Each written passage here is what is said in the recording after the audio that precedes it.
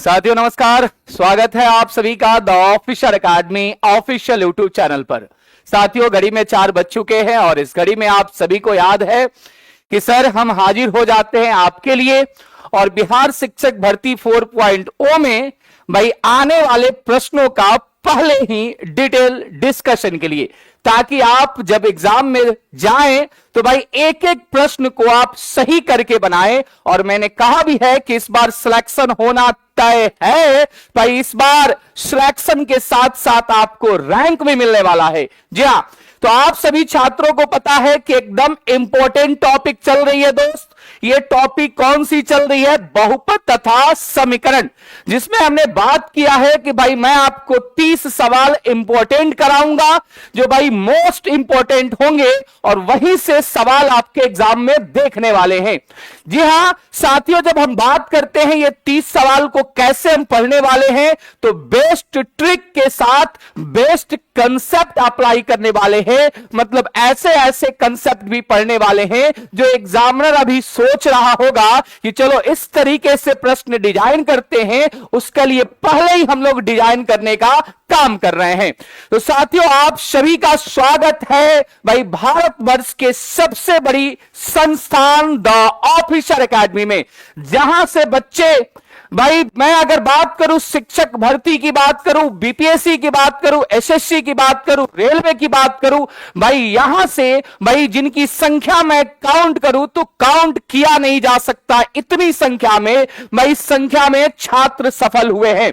और ये मैं नहीं कहता, ये भाई साहब जो सिलेक्टेड छात्र है उन्हीं के जबान पे आता है। और मैं एक बात और कह दूं कि शिक्षक भर्ती का मतलब केवल एक नाम, केवल एक नाम, केवल एक नाम, और वह कौन सा नाम? जरा कमेंट बॉक्स में मुझे बता दीजिए कि बिहार शिक्षक भर्ती का दूसरा नाम क्या है। तो चलिए सेशन को स्टार्ट करते हैं। और सेशन में आपने पहले से भाई ये सारे सवाल कर रखे हैं, बढ़िया ढंग से कर रखे हैं, प्यारे ढंग से कर रखे हैं। और जहां पे हमने सवाल आपको छोड़ा था आज वहीं से हम लोग स्टार्ट करने का काम करेंगे। आपको याद होगा हम लोगों ने 18 के बाद ये 19 नंबर भी सवाल कर लिया था और इसके बाद हमें सवाल करने थे।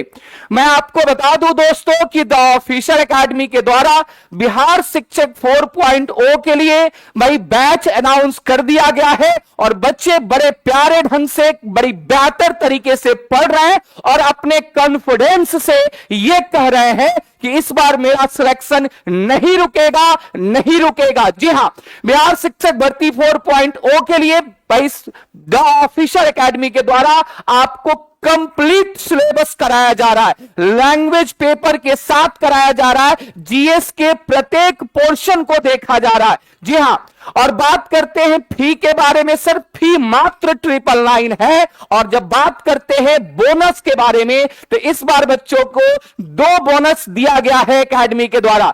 कौन सा बोनस सर? एक बोनस जिसका नाम कवच बैच है। सर कवच बैच है जो आपकी रक्षा करेगा। और कवच बैच में क्या आपको मिल रहा है सर? भारतवर्ष के जितने भी एग्जाम हुए हैं जहां पे जीएस से रिलेटेड बात की गई है, चाहे यूपीएससी हो, बीपीएससी हो, चाहे ट्री हो, चाहे भाई यूपीपीसीएस हो, एमपीपीसीएस हो, दरोगा हो, जहां भी जीएस की बात किया गया है उन सभी प्रश्नों का यानी 5000 प्लस प्रश्नों का डिटेल डिस्कशन आपको बैच में देखने को मिल रहा है। वैसी बात करते हैं दूसरा क्या है सर? दूसरा हमारा एनसीईआरटी माइंड मैप है।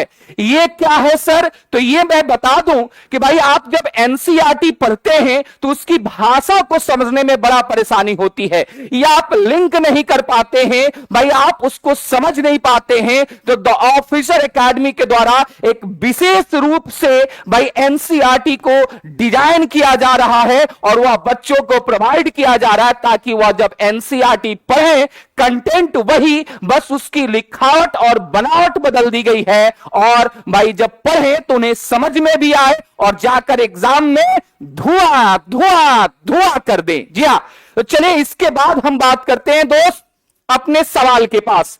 ये सवाल से पहले मैंने आपको कल की कक्षा में पढ़ाई थी, क्या पढ़ाई थी, जहां पे हमने छोड़ा था कि सर 2 चर वाले दो चर वाले जब हम रैखिक समीकरण की बात करते हैं, रैखिक समीकरण की बात करते हैं सर, तो वैसी स्थिति में जब हम देखते हैं इनका व्यापक रूप तो क्या होता है, a1x plus b1y plus c1 equal 0 और a2x plus b2y plus c2 बराबर 0।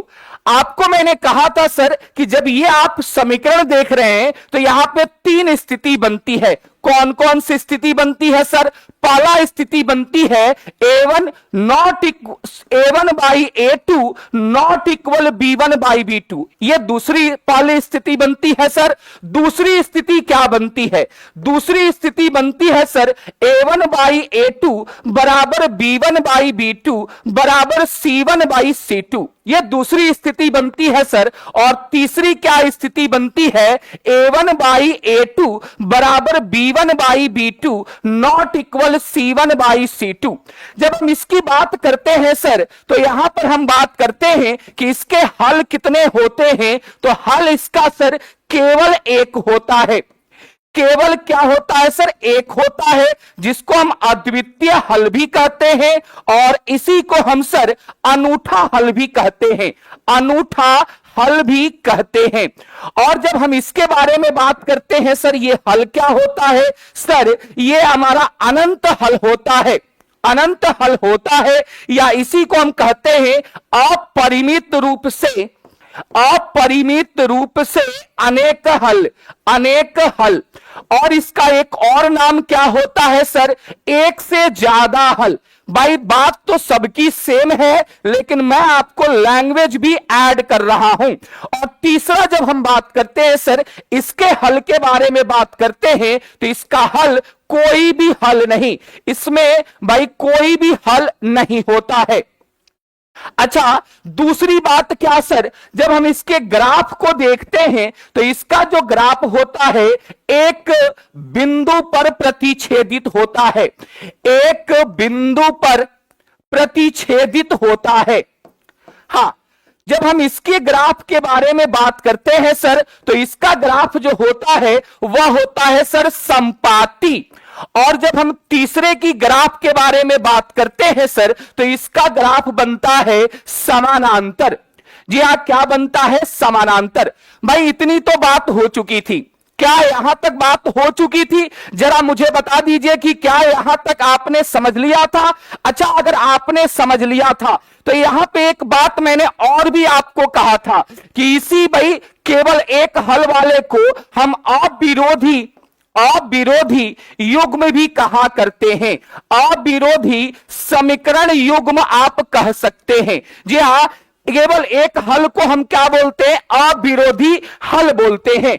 अच्छा, इसके बारे में क्या बात होती है सर? कल की चर्चा मैंने यहां भी की थी। जरा बता दीजिए इसको क्या बोलते हैं, समानांतर को क्या बोलते हैं? जरा मुझे कमेंट करना है आपको कि सर मैं कमेंट देख रहा हूं आपके, कोई भी आंसर आपका गलत नहीं होना चाहिए। जरा ये बता दीजिए इसको क्या कहते हैं जब कोई हल नहीं होता है? तो आपको याद है ना कि इसको हम कहते हैं असंगत। क्या कहते हैं सर? असंगत, असंगत। और इसको हम क्या कहते हैं सर? इसको हम कहते हैं आश्रित, या भाई आश्रित या संगत बोलते हैं। संगत या क्या बोलते हैं? आश्रित बोलते हैं। यह बात कल तक हो चुकी थी, कल तक यह बात हो चुकी थी। भाई जरा मुझे कमेंट करके बताइए कि क्या यहां पर कल तक बात हो चुकी थी? क्या बात हो चुकी थी? मुझे ये कमेंट करके आपको बताना है। जरा ये बात बताइए, क्या यहां तक आपने कल समझ लिया था? जब आपने दोस्त समझ लिया था तो जरा अगले सवाल का आप आंसर बता दें। अगले सवाल का आपको आंसर बताना है कि इस 20वें नंबर सवाल का करेक्ट आंसर क्या होगा। जी हाँ, हाँ क्या होगा? 20वें नंबर सवाल का आंसर बता दें। हाँ, अच्छा नीचे नहीं लिखे, ऐड दिखता है। कोई बात नहीं दोस्त, कोई बात नहीं, आप कहे ना, जो कहे मैं वो कर दे रहा हूं। अब तो दिख रहा होगा, अब तो दिख रहा होगा। जरा मुझे ये बता दीजिए, अब तो दिख रहा होगा। चलिए अब तो दिख रहा होगा। अच्छा अब दिख रहा है तो इस सवाल का आंसर बताइए। और मैं बताने जा रहा हूं कि आज आपको मैं कुछ एक्स्ट्रा भी चीजें सिखाऊंगा, कुछ खूबसूरत खूबसूरत से सवाल भी सिखाने वाला हूं। जी हां भाई, मैंने कर दिया है, ऊपर कर दिया है मेरे भाई। इस सवाल का आंसर आपको बताना है कि सर अगर मैं इस समीकरण की बात करूं तो इस समीकरण को कैसे बनाएंगे। तो 2x plus 3y minus 5 equal 0, और इसको हम बनाएंगे 4x plus 6y minus 9 equal 0।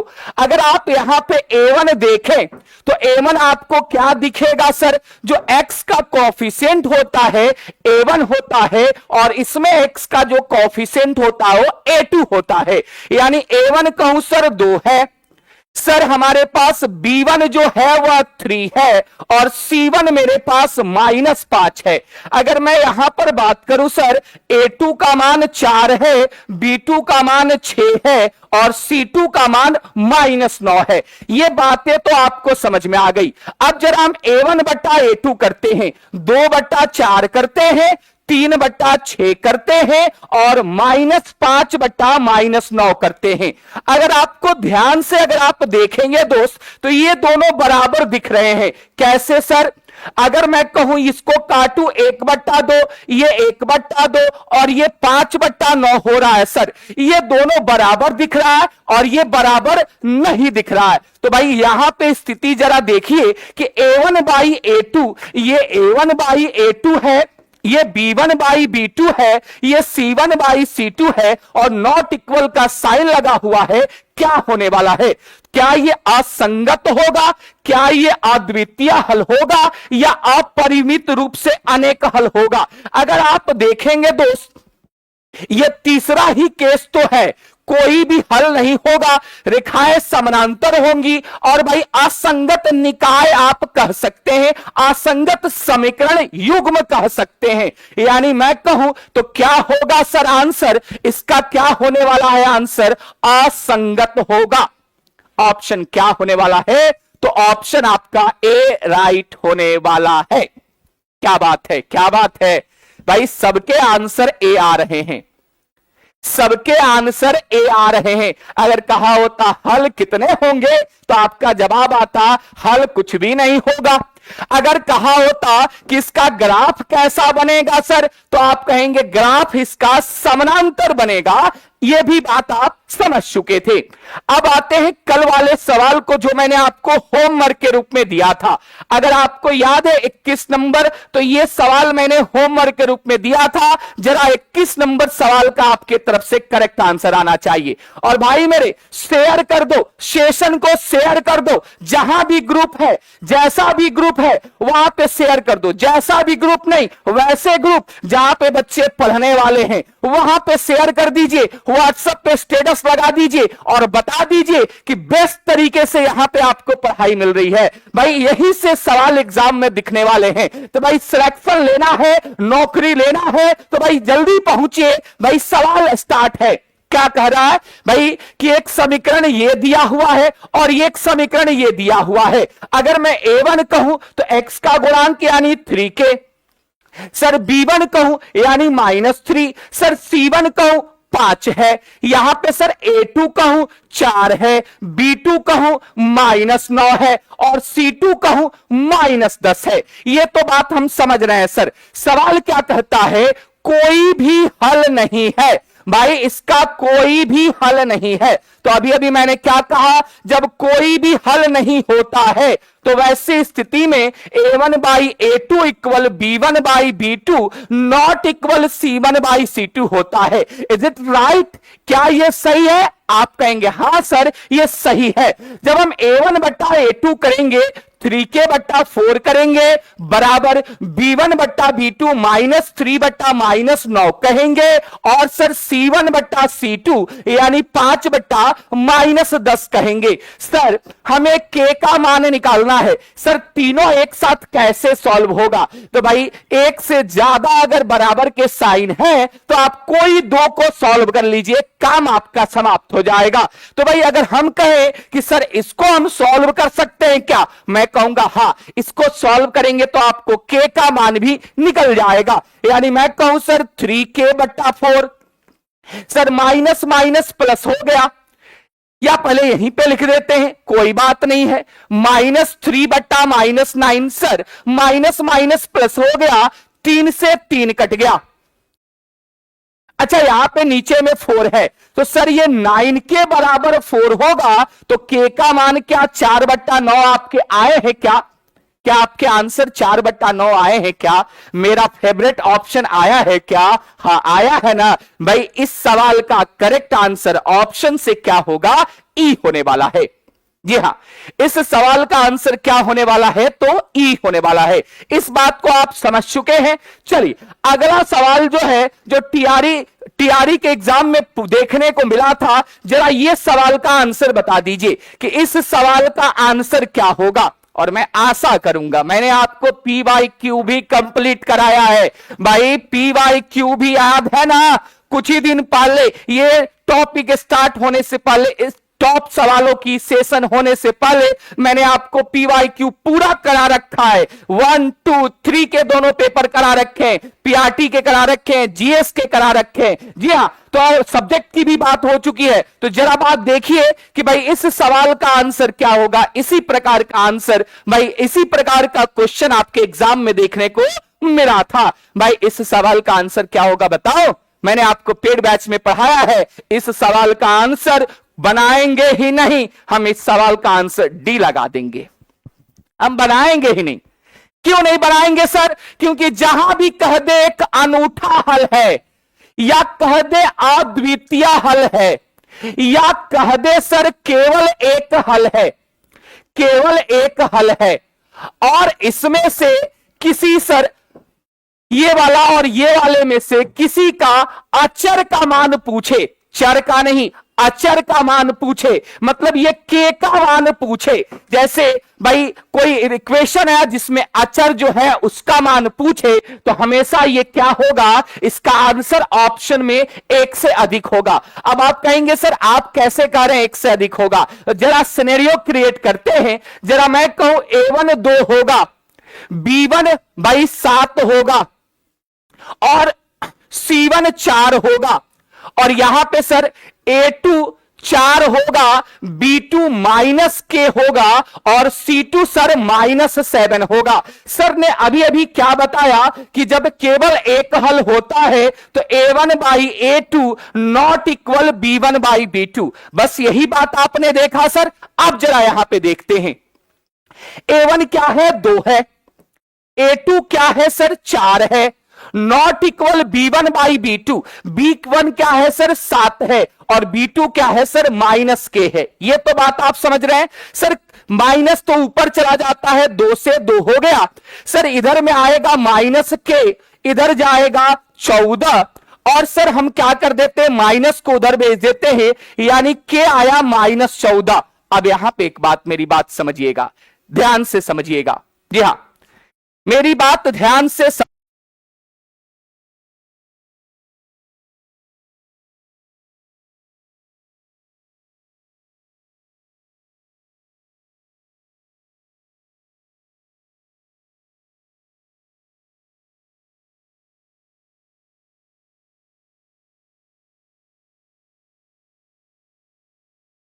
जरा आप बता दे, जरा आप बता दे। कोई बात नहीं, बफरिंग होने से कोई दिक्कत नहीं है, कोई दिक्कत नहीं है बफरिंग होने से।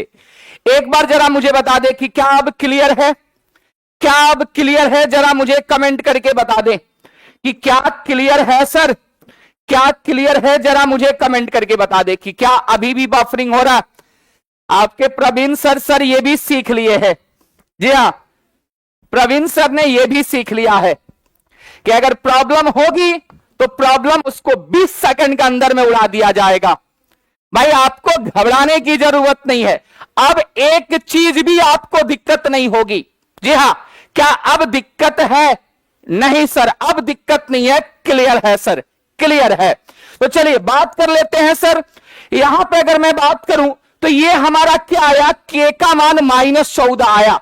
सर इसका मान क्या होता है? k का मान अगर -14 ऐसा लिखा हो तो इसका मान, इसका मतलब क्या होता है सर? इसका मतलब यह होता है कि k -14 को छोड़कर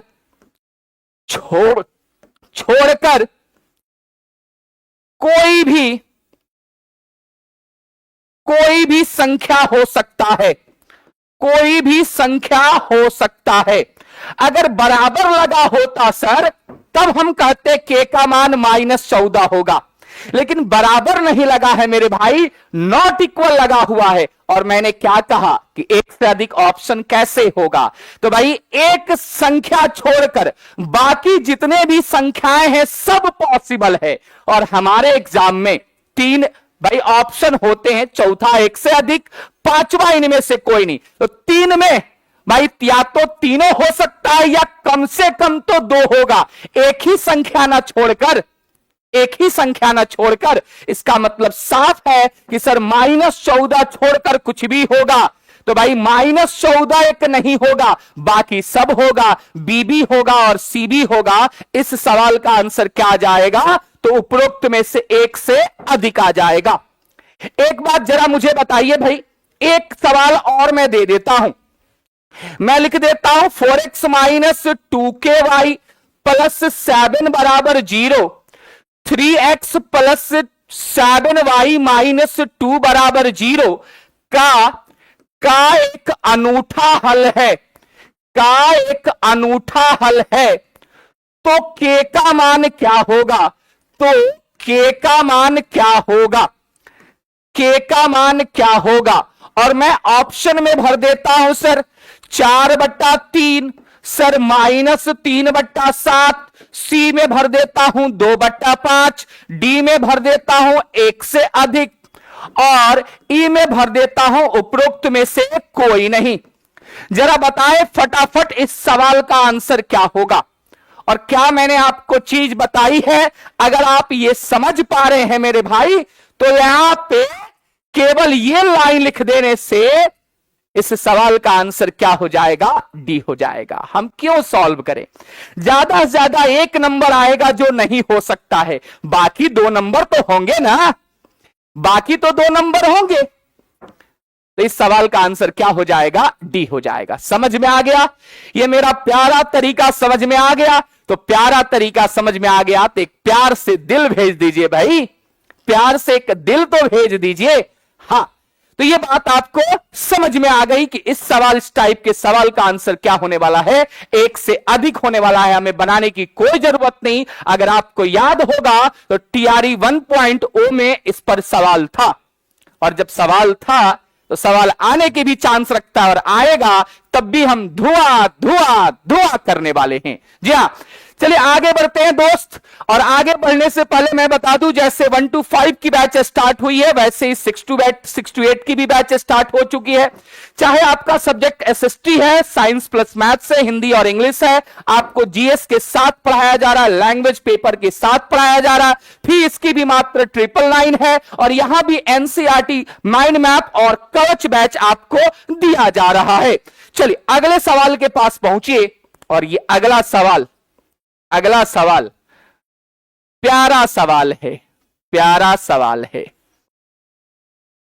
सवाल है, और ये बोनस का सवाल है, बोनस सवाल है। कौन सा सवाल है? प्यारा सवाल है, बोनस सवाल है। और थोड़ा सा ध्यान से बनाइए, पहले आप ही को बनाना है, थोड़ा सा आपको अच्छा वाला दिमाग लगाना है। कौन सा वाला दिमाग लगाना है मेरे भाई? अच्छा वाला दिमाग लगाना है, अच्छा वाला दिमाग लगाना है। जरा ये बताइए, और इस सवाल में बड़ा मजेदार चीज है, जरा इसको बनाएंगे आप, जरा इसको बनाएंगे। बड़ा मजेदार सवाल है मेरे भाई, बड़ा मजेदार सवाल है। हाँ, बड़ा मजेदार सवाल है।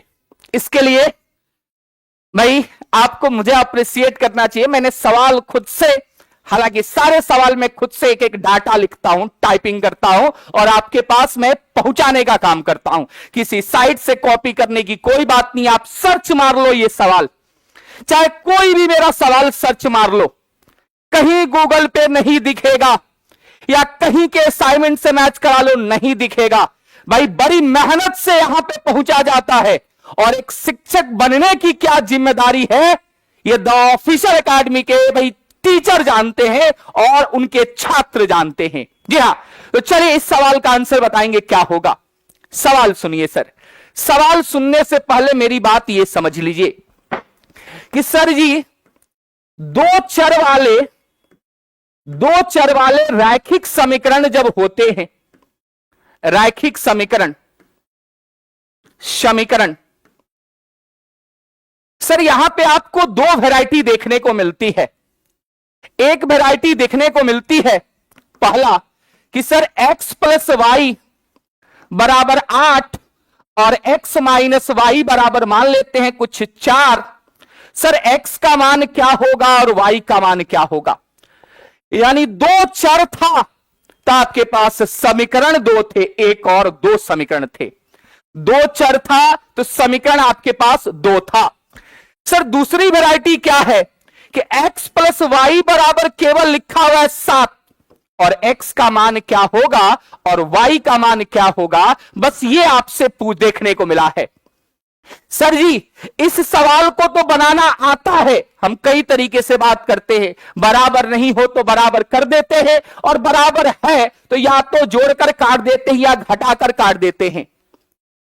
अच्छा जोड़ेंगे तो y y कट जाएगा, 2x बराबर 12, x बराबर 6 होगा, किसी में रख देंगे y बराबर 2 होगा। सर ये तो आप सीख चुके हैं, मैंने आपको इन्हें ऑप्शन से भी बनाना सिखाया था अगर आपको याद होगा। सर यहां पे आते हैं, यहां पे सर x के भी अनंत हल होंगे, अनंत हल होंगे, और y के भी अनंत हल होंगे। अनंत हल हो सकते हैं, अनंत हल हो सकते हैं, अनंत हल हो सकते हैं, हो सकते हैं। कैसे सर? ऐसे कि अगर यदि x 1 है तो y 6 होगा। सर x अगर 2 है तो y 5 होगा।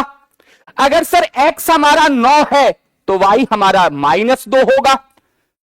सर अनंत हल हो रहे हैं, यहां पे अनंत हल हो रहे हैं। अगर एक ही हमारे पास समीकरण है तो उसके हल कितने होंगे? अनंत होंगे। लेकिन सर x बराबर 1 रखा, y बराबर 6 रखा, x का मान रखा 1, y का मान 6 रखा। सर यहां पे x बराबर 9, ये भी सही है, ये भी सही है, ये भी सही है। लेकिन जरा मेरी बात बताओ दोस्त, कहीं पे लिखा हुआ है कि x प्लस वाई बराबर, मैं लिख रहा हूं 3। भाई x के कितने मान होंगे पहले ये बता दो, x के मान कितने होंगे और y के मान कितने होंगे, पहले ये मुझे बता दो। x के मान कितने होंगे? मैं एक बेहतर चीज इसके बाद वाला पढ़ाने जा रहा हूं कि एग्जामिनर अगर सोच रहा होगा अभी तो उसकी सोच को यहीं पे उतारने का काम किया जाएगा। जरा मुझे बताओ क्या होगा, x का मान कितना होगा और y का मान कितना होगा? आपके जवाब आ गए। सर x का मान अनंत होगा, y का मान अनंत होगा, क्योंकि यहां पे x और y के बारे में कोई क्वालिटी नहीं बताई गई है कि पॉजिटिव होगा कि नेगेटिव होगा, ऐसी कोई क्वालिटी नहीं बताई गई है। अब मैं इस सवाल को बदल रहा हूं, मैं इस सवाल को बदल रहा हूं। ये जो है सर पेन की कीमत है, और ये जो है सर किताब की कीमत है, किताब की कीमत है। पेन की कीमत x है और किताब की कीमत y है। क्या इसके अनंत हल होंगे? नहीं, अनंत हल नहीं होंगे। अब अनंत हल नहीं होने वाला है। क्यों सर? क्योंकि कीमत ना 0 हो सकता है और ना ही ऋणात्मक हो सकता है। कीमत जो होगा, मैं आपको साफ साफ शब्दों में कहूं तो धनात्मक संख्याएं हो सकती हैं, धनात्मक संख्याएं हो सकती है। कीमत जब भी होगा तो वह धनात्मक संख्याएं होंगी। धनात्मक संख्या कहने का मतलब क्या है? सर 0.1 हो सकता है, क्यों नहीं हो सकता है? मैं जो एक पॉपकिंस खाता हूं, मैं अभी दिखा देता, पॉपकिंस खाता हूं, शायद इस पॉपकिंस में 10 चॉकलेट है, और 10 चॉकलेट है और ये 2 रुपए में मिलता है, तो सर एक इसके जो चॉकलेट का दाम है वो 20 पैसा हुआ कि नहीं हुआ? तो 0.1 हो सकता है, 10 पैसा भी हो सकता है। पता चले कि दूसरी कंपनी आई और 2 रुपए में पॉपकिंस 20 देने लगी, तो भाई आपको वहां पे एक का दाम कितना होगा? तो वही बात समझनी थी।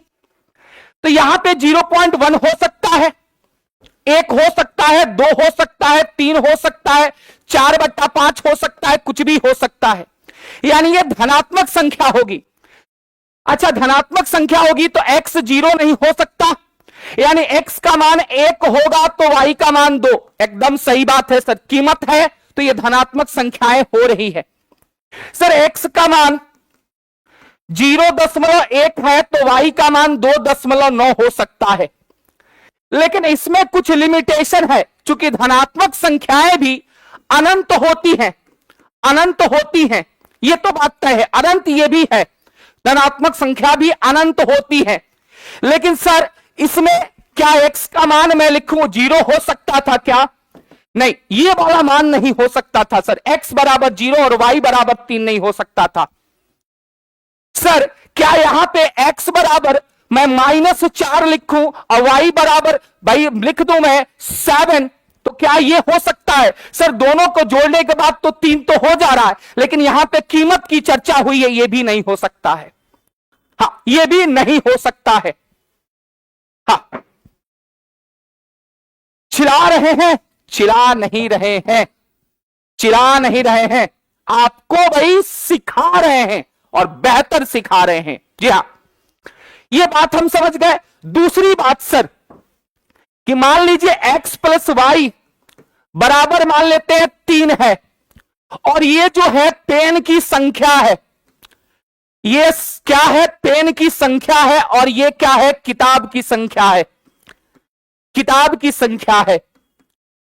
तो सर यहां पे संख्या जो होता है, क्या संख्या कभी भी 0 हो सकती है? नहीं हो सकती है। क्या पेन 0 हो सकता है? मैंने पेन खरीदा, क्या मैंने 0 पेन खरीदा? नहीं सर। सर पेन क्या 0.1 हो सकता है? नहीं सर। कीमत 0.1 हो सकती है, पेन 0.1 नहीं हो सकता, उसकी संख्या 0.1 नहीं हो सकती है। अगर मैं आपसे कहूं सर किसी दुकान पे पास पहुंच जाओ और कह दूं कि मैं 0.1 एक पेन दे दूं, भाई 0.1 पेन दे दो, नहीं हो सकता है, नहीं हो सकता है। सर क्या 4/5 हो सकता है? नहीं, नहीं हो सकता है। जब भी होगा सर तो ये जो संख्या होगी, संख्या होगी, ये प्राकृत संख्याएं होंगे, प्राकृत संख्याएं पॉसिबल है। जैसे 1, 2, 3 ये डैश डैश पॉसिबल है।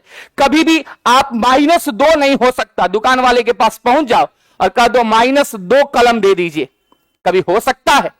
कभी हो सकता है -2 कलम? नहीं हो सकता है। तो ये भी बातें नहीं हो सकती हैं। प्राकृत संख्याएं केवल पॉसिबल है। यानी मैं कहूं सर ये 0 नहीं हो सकता, x का मान अगर 1 है तो y का मान 2 होगा।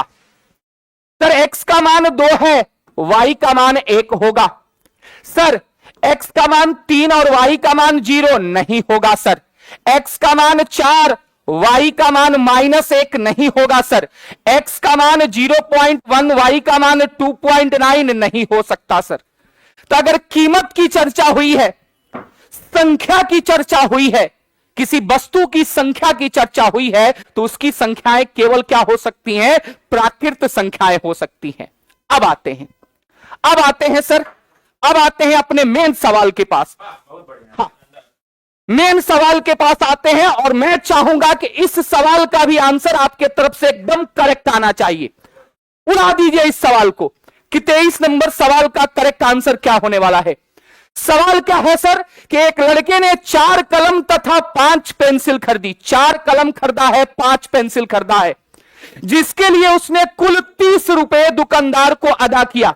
अच्छा, जब वो खरीदा होगा तो कलम का कीमत देना पड़ा होगा, एक कलम का कीमत। पेंसिल खरीदा होगा तो एक पेंसिल के दर से कीमत देना पड़ा होगा। सवाल है कि प्रति पेंसिल की मूल्य निम्न में से क्या हो सकती है। मैं मान लेता हूं सर एक कलम का दाम x है और एक कलम पेंसिल का दाम y है।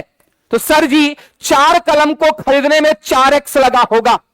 सर जी 5 पेंसिल को खरीदने में 5y लगा होगा। सर जी इसको कुल लगा होगा 30 रुपया। यही एक इक्वेशन दिया हुआ है सर, और इसमें हमसे पूछा है कि प्रति पेंसिल का दाम क्या हो सकता है, यानी y का मान पूछा है। सर ऑप्शन भर लेते हैं। अगर सर y का मान 6 है तो 5 छक्के 30 प्लस 4x बराबर 30। क्या ये पॉसिबल है सर? नहीं, क्योंकि x का मान 0 आ रहा है। और मैंने क्या कहा कि कीमत जो है कभी भी 0 नहीं हो सकता है, कीमत जो है कभी भी माइनस नहीं हो सकता है, केवल और केवल धनात्मक संख्या पॉसिबल था। सर ये पॉसिबल नहीं है, क्योंकि अगर हम 6 मान ले रहे हैं सर तो पेन की कीमत 0 आ जा रही है। ये नहीं हो सकता सर, हाँ ये नहीं हो सकता। सर यहां पे बात करते हैं 7 में। अगर मैं 7 भरूं इसमें तो y का मान 7 था, 4x प्लस y के जगह पे 7 भरूं, 7 पचे 35 बराबर 30। सर x का मान देख रहे हैं माइनस में आ जा रहा है, यह भी पॉसिबल नहीं है सर, यह भी पॉसिबल नहीं है। कीमत कभी भी माइनस में नहीं हो सकती। दूसरा ऑप्शन भी पॉसिबल नहीं है। सर क्या तीसरा पॉसिबल है? जरा चेक कर लो मेरे भाई। तीसरा मैं रखूं 4x प्लस 5 गुणे 2 बराबर 30। सर जी x का मान 10 में 30 घटा 20, x का मान 5 हो रहा है सर। y का मान 2 अगर मैंने रखा तो x का मान 5 हो रहा है सर जी। और क्या ये पॉसिबल है? हां मेरे भाई पॉसिबल है। हां मेरे भाई क्या है ये? पॉसिबल है। यानी हमारा ऑप्शन कौन सा करेक्ट हो जाएगा? सी करेक्ट हो जाएगा। और क्या भाई आपने आंसर बताया? सभी के आंसर मुझे करेक्ट दिख रहे हैं ऑप्शन में। और मैं एक बात और कहना चाहूंगा कि एक बार आप अपने लिए ताली बजाइए कि सर इस टाइप के प्रश्न भी सीख लिए। जहां कहीं नहीं मिलता है यहां मिलेगा। मिलेगा क्यों मिलेगा? अभी कुछ देर में बताएंगे। जी हां, यहां पे मिलेगा, जो कहीं नहीं यहां पे मिलेगा, क्योंकि यहां पे पढ़ने के बाद सिलेक्शन होना तो तय है, रैंक मिलना तय है। भाई रैंक जुटने वाला है, उसमें रैंक लाना चाहते हो ना, सिलेक्शन लाना चाहते हो ना, तो प्रतिदिन जुड़ना है। और क्या कहते हो? मेंसुरेशन से डर है, मेंसुरेशन से डर है, क्षेत्र मिति से डर है ना। इसी से डर था आपको, इसी से डर था। कल से क्लास स्टार्ट हो रही है, कल से यूट्यूब 4 बजे स्टार्ट होगी। और मैं लिख देता हूं कि यहां पे क्लास करने के बाद डरना मना है। डरना मना है, डरना मना है। और मना करवा देंगे, डर लगेगा ही नहीं। कल 4 बजे से एकदम जुड़ जाइएगा मेंसुरेशन में और धुआं धुआं धुआं कर दीजिएगा। चलिए अगले सवाल का आंसर आपके तरफ से देखूं जरा आ रहा है क्या? अगले सवाल का क्या आंसर आपके तरफ से आ रहा है क्या?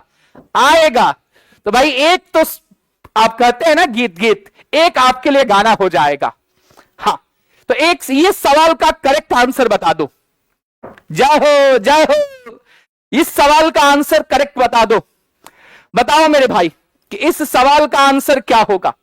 अगर सही हुआ, सही हुआ तो एक तो आपके लिए बनता है भाई, अगर सही हुआ तो। चलो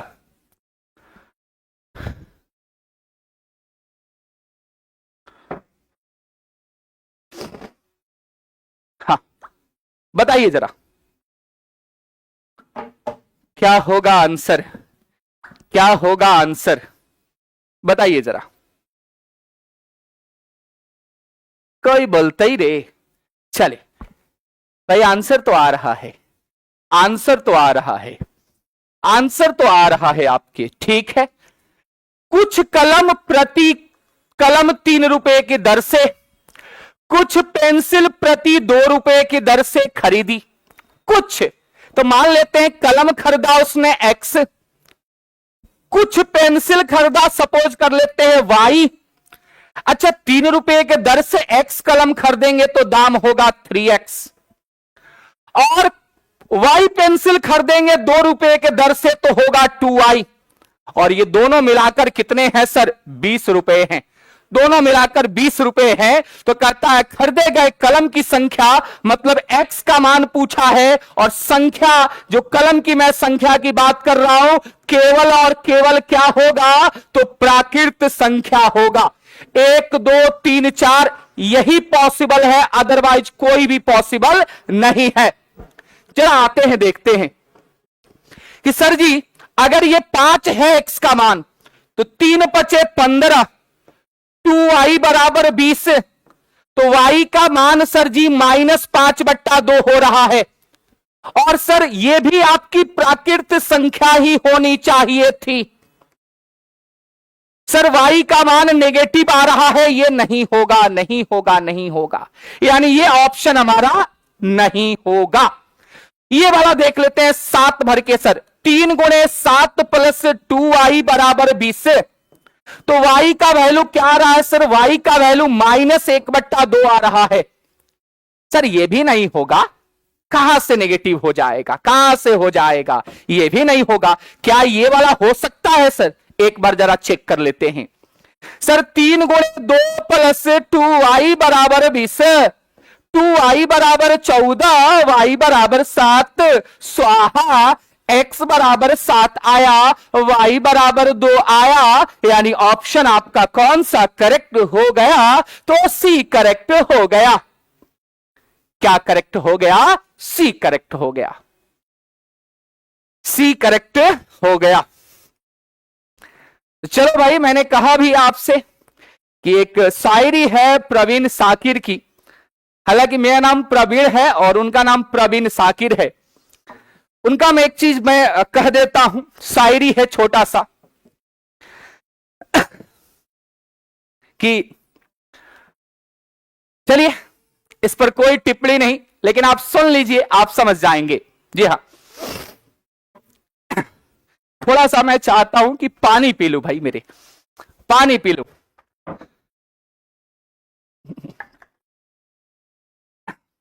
एक लाइन है, बड़ा मस्त लाइन है, तरुण सर का भी बड़ी फेवरेट है, ये बहुत फेवरेट है। शायद मुझे लगता है कि जब सबसे पहले कोरोना के बीच में सर से मुलाकात हुई, हालांकि उसके पहले से सर को हम जानते थे, मुलाकात हुई और शाम में सर ये गाना गुनगुना रहे थे, और फिर मोबाइल में हम लोग पहला बार सर के सामने ये गाना भी सुने थे सर की आवाज पे। जी हाँ, थोड़ा सा उसके एक लाइन में कह देता हूं कि जरा सा कुदरत ने क्या नवाजा, जरा सा कुदरत ने क्या नवाजा, किया के बैठे हो पहली सफ में, मतलब पहली लाइन में बैठ गए हो थोड़ा सा नॉलेज हो जाने के बाद, कि जरा सा कुदरत ने क्या नवाजा, किया के बैठे हो पहली सफ में, अभी से उड़ने लगे हवा में, अभी से उड़ने लगे हवा में, अभी तो शोहरत नई नई है, खामोश लब है झुकी है पल के दिलों में। चलो भाई, इतना ही रहने देते हैं, आगे बढ़ते हैं, सवाल भी सीखना है। जी हाँ, आ जाओ भाई मेरे। इसके बाद बात कर लेते हैं द्विघात समीकरण। द्विघात समीकरण, द्विघात समीकरण, द्विघात समीकरण और द्विघात समीकरण का व्यापक रूप क्या आपने पढ़ा है, ax² plus bx plus c बराबर क्या, 0। अगर हम यहां पे मूलों की बात करते हैं सर, 2 मूल होते हैं, एक अल्फा और एक बीटा। मूलों का योग यहां भी सर -b/a होता है, मूलों का योगफल c/a होता है। और यहां पे जब हम सर श्रीधाराचार्य का फॉर्मूला लगाते हैं तो x का मान निकलता है -b प्लस -√b² -4ac/2a। मैंने हालांकि आपको गुणनखंड मेथड भी सिखाया है, मैंने आपको बीच वाले को ब्रेक करके ट्रिक भी सिखाई है, मैंने आपको ऑप्शन का भी इस्तेमाल सिखाया है, श्रीधाराचार्य का भी आपको इस्तेमाल करना है।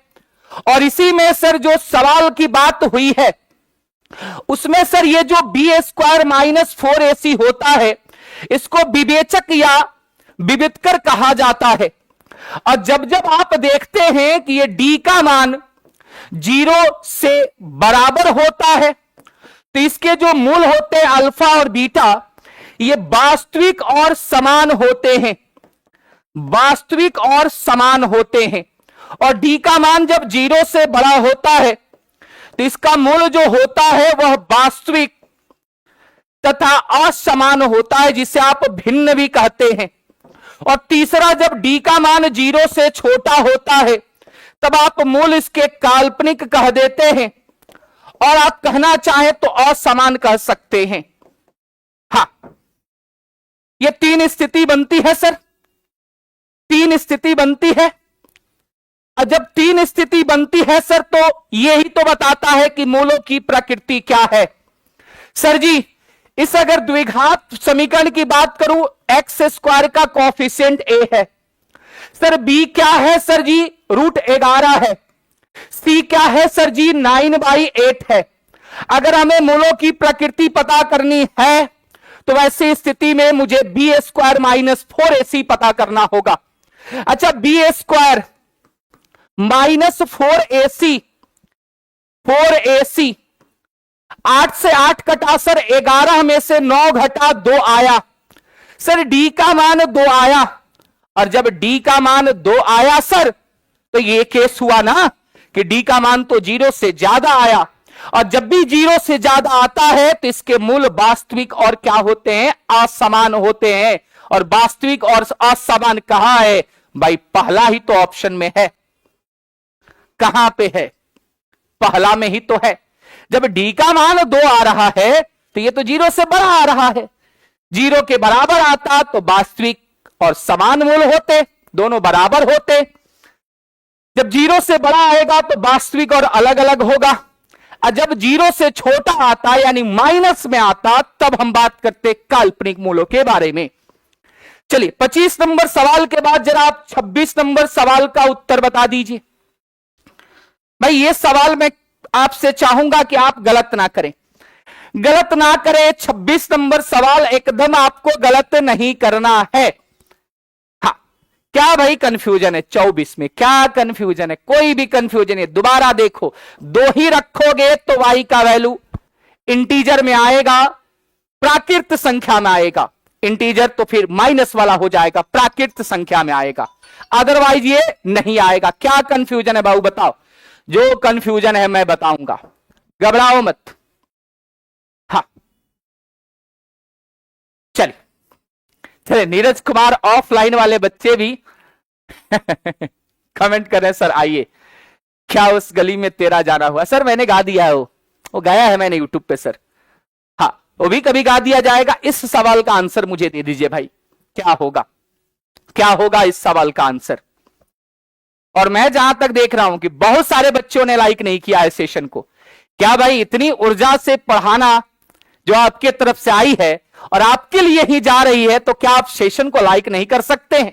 उड़ा दीजिए, सेशन को लाइक करिए भाई, दम भर दिखा दीजिए दुनिया को कि जहां से हम सीख रहे हैं वहीं से सिलेक्शन होने वाला है, सिलेक्शन होने वाला है, इस बात का गवाह दे दीजिए। सेशन को लाइक कर दीजिए। क्या है भाई, b का वह मान ज्ञात करना है। अगर मैं देखूं तो एक्स स्क्वायर का कोफिशिएंट a मतलब 4, x का कोफिशिएंट b होता है, b के जगह पे b ही है।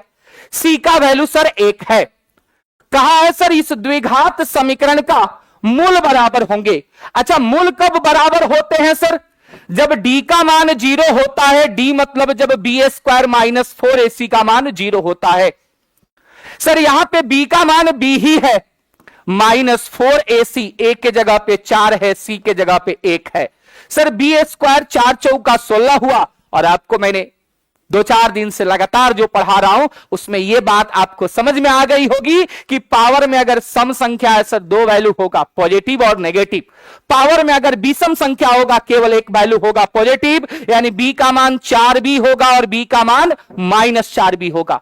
कहां पे है सर? क्या केवल 4 होगा? ना, केवल 4 नहीं होगा सर, ये होगा नहीं, ये होगा। ऑप्शन क्या होगा? सी होगा।